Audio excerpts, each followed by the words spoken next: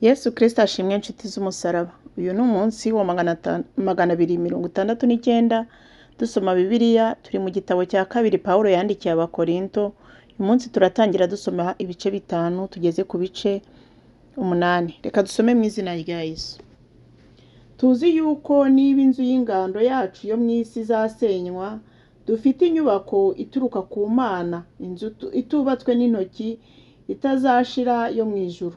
Kuko tunuhira muri iyi ngando, twifuza kwambikwa inzu yacu izava mu ijuru, kugira ngo tuyambare tutazasangwa twambaye ubusa.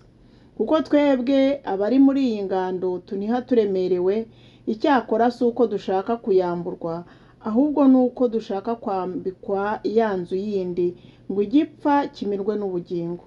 Imana niyo yaturemeye iyo ngiyo, ndetse yayiduhereye umwuka ho ingwate. Nicyo gituma dukomera umutima iteka, kandi tukamenya yuko iyo turi iwacu mu mubiri tuba dutuye kure y'umwami wacu, kuko tuba tugenda tuyoborwa no kwizera, tutayoborwa n'ibyo tureba. Nyamara dukomera umutima, kandi icyo turushaho gukunda ni ukwitandukanya n'uyu mubiri, kugira ngo twibanire n'umwami wacu. Nicyo gituma tugira umwete wo kumunezeza iyo turi iwacu mu mubiri cyangwa tudahari, kuko twese dukwiriye kuzagaragarizwa imbere y'intebe y'imanza ya Kristo, kugira ngo umuntu wese ahabwe ibikwiriye ibyo yakoze akiri mu mubiri, ari ibyiza cyangwa ibibi. Nuko iyo nemeza abantu, mbikoreshwa nuko nzi igitinyiro cy'Uwiteka. Uko ndi niko bigaragarira Imana, kandi niringira yuko ariko namwe bigaragarira imitima yanyu. Ibyo ntitubivugiye kongera kwiyogeza kuri mwe, ahubwo turabaha impamvu yo kwirata ku bwacu, kugira ngo mubone icyo musubiza abirata ibigaragara, batirata ibyo mu mutima.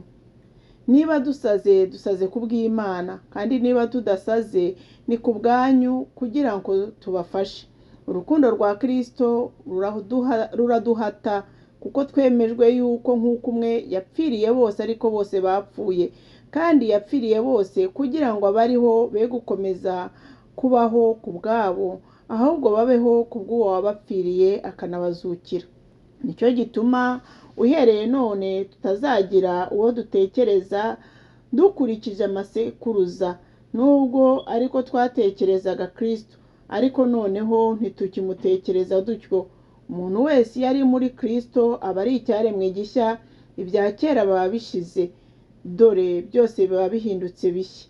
Ariko ibyo byose bituruka ku Mana yiyunze natwe ku bwa Kristo, ikaduha umurimo wo kuyunga n'abandi.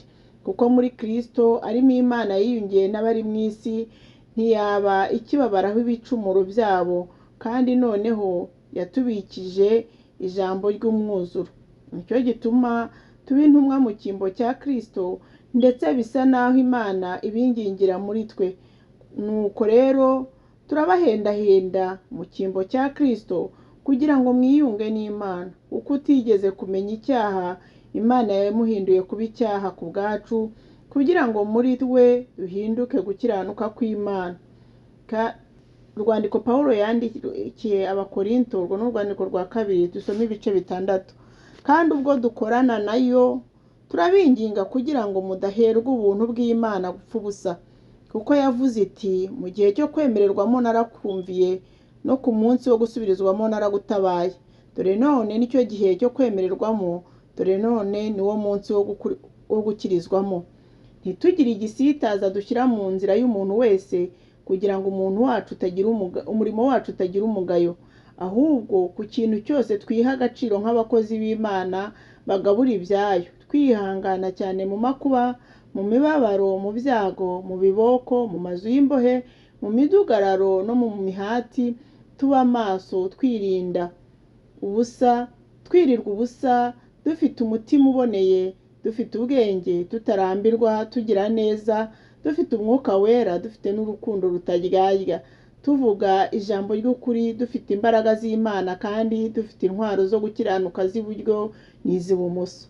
Mu cyubahiro no mu buhemu, mu mugayo no mu ishimwe, dutekerezwa ko turi abashukanyi ariko turi ab'ukuri, dutekerezwa ko turi abatamenyekana nyamara turi ibirangirire, dusa n'abagiye gupfa ariko dore turi bazima, dusa n'abahanwa ariko ntitwicwa, dusa n'abababara ariko ntitwishima iteka, dusa n'abakene nyamara dutungisha benshi, dusa n'abatagira icyo bafite nyamara dufite byose. Mwaba ko ari intomwe? Akanwa kacu karababumbukiye, umutima wacu uragutse. Ntimubyigana muri twe, ahubwo mubyigana mu mitima yanyu ubwanyu. Nuko ndababwira nk'abana banjye, namwe mwaguke kugira ngo mwiture nk'uko mwagiriwe. Ibyo kutifatanya n'abatizera. Ntimwifatanye n'abatizera mudahwanye. Mbese gukiranuka no gukiranirwa byafatanya biti? Cyangwa umucyo n'umwijima byabana biti? Kandi Kristo ahuriye he na Beliyali? Cyangwa uwizera n'utizera bafitanye mugabane ki? Mbese urusengero rw'Imana rwahuza rute n'ibishushanyo bisengwa? Ko turi urusengero rw'Imana ihoraho. Nk'uko Imana yabivuze iti, nzatura muri bo, ngendere muri bo, nzaba Imana yabo, nabo bazaba ubwoko bwanjye. Nuko muve hagati y'aba bandi, mwitandukanye, niko Uwiteka avuga. Kandi ntimugakore ku kintu gihumanye, nanjye nzabakira. Kandi nzababera so, namwe muzambera abahungu n'abakobwa, niko Uwiteka ushobora byose avuga. Ibice 7. Nuko bakundwa, ubwo dufite ibyo byasezeranijwe, twiyezeho imyanda yose y'umubiri n'umutima, tugende twihesha rwose kubaha Imana. Tugende twiyejesha rwose kubaha Imana. Nimutwakire mu mitima yanyu, dore ntawe twagiriye nabi, ntawe twononye, ntawe twariganije. Ibyo simbivugiye kubagaya, kuko maze kuvuga yuko muri mu mitima yacu ngo dupfane kandi ngo tubaneho. Mbashiraho amanga cyane kandi ndabirata cyane, nuzuye ihumure, ndetse no mu makuba yacu yose ngira umunezero usesekaye. Ibyo kuza kwa Tito n'agahinda ko mu buryo bw'Imana. Ubwo twazaga i Makedoniya, imibiri yacu ntirakaruhuka na hato, ahubwo twababajwe uburyo bwose. Inyuma hari intambara, imbere hari ubwoba. Ariko Imana ihumuriza abicisha bugufi, yaduhumurishije kuza kwa Tito. Nyamara si ukuza kwe konyine, ahubwo no guhumurizwa yahumurijwe namwe, nuko yadutekerereje urukumbuzi rwanyu mwankumburaga, n'umubabaro mwangiriraga n'ishyaka mwandwaniraga. Nicyo cyatumye ndushaho kwishima. Nubwo nabateje agahinda, rwa rwandiko sinicuza. Kandi nubwo nicuzaga mbonye yuko urwo rwandiko rwabateye agahinda, nubwo kari ak'umwanya muto gusa kagashira, none ndishimye. Icyakora sinishimishijwe nuko mwagize agahinda, ahubwo nuko ako gahinda kabateye kwihana, kuko mwagize agahinda ko mu buryo bw'Imana, ngo mutagira icyo mubura ku bwacu. Agahinda ko mu buryo bw'Imana gatera kwihana kuticuzwa, nako kukazana agakiza. Ariko agahinda ko mu buryo bw'isi gatera urupfu. Aho ntimurora aho ako gahinda ko mu buryo bw'Imana uburyo kabateye umwete mwinshi ungana utyo, ukabatera kwiregura no kurakara no gutinya n'urukumbuzi n'ishyaka no guhora. Muri byose mwiyerekanye ko muboneye muri ibyo. Nuko ubwo nabandikiraga, ibyanyandikishije si iby'uwagize nabi cyangwa si iby'uwagiriwe nabi, ahubwo ni ukugira ngo umwete mutugirira werekanirwe mu maso y'Imana. Nicyo cyatumye duhumurizwa, kandi muri iryo humure twarushijeho kwishimishwa n'ibyishimo bya Tito, kuko umutima we waruhuwe namwe mwese. Niba hariho icyanteye kumubiratira, sinakozwe n'isoni, ahubwo nk'uko twababwiye byose mu kuri, niko kwirata kwacu twiratiye Tito kwabonetse ko ari uk'ukuri.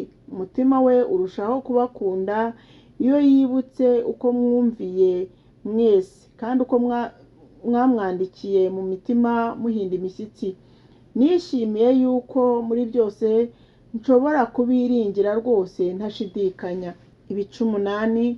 Iby'umurimo w'ubuntu no gufasha abakristo b'abakene. Bene data, turabamenyesha ubuntu bw'Imana amatorero y'i Makedoniya yahawe. Bakigeragezwa cyane n'amakuba menshi, umunezero wabo uhebuje n'ubukene bwabo bwinshi byasesekariyemo ubutunzi kubw'iby'ubuntu batanze.